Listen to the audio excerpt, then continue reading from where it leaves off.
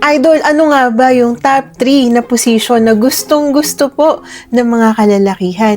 Lalong-lalo na pagdating po sa bembangan. Magandang buhay. Ano nga ba, Idol, yung mga gusto po ng mga lalaki para po sila ay masiyahan at para po sila ay makaramdam po ng langit, Idol? Una po sa listahan, base po ito sa pag-aaral at sa mga kalalakihan kung ano nga ba yung gusto po nila.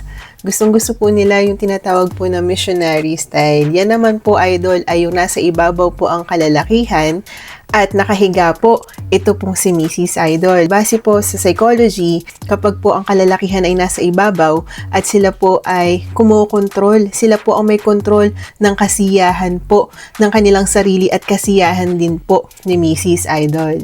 Alam po niya kung paano lalaruin yung kanilang pong mainit na bakbakan. Meron din po tayong tinatawag yung doggy style po. Ito po ay gustong-gusto po ng mga kalalakihan, nakatayo, nakahiga, kahit ano po, Idol. Basta yun po ang kagustuhan ng mga kalalakihan. Agree ka ba dito, Idol? Comment down below, Idol, kung totoo man to.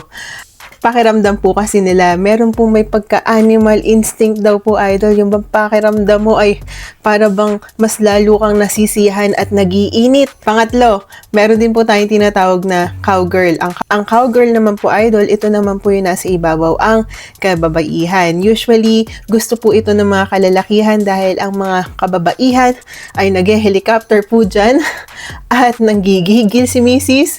Kaya lang po, Idol, baka mamaya ay mas mabilis po silang labasan o baka mamaya ay labasan na po si Mrs. Kaya lang po sila po ay mabibitin. Yan lang po yung pagkakaiba niyan, Idol. Sa ating mga poging mga idol, share mo yan, comment down below, Idol, kung saan ka nga ba nasisiyahan, kung saan nga ba nasisiyahan si Mrs. Magandang buhay. Please stay happy, stay healthy, good vibes only. Please don't forget to like, share, and follow me for more videos.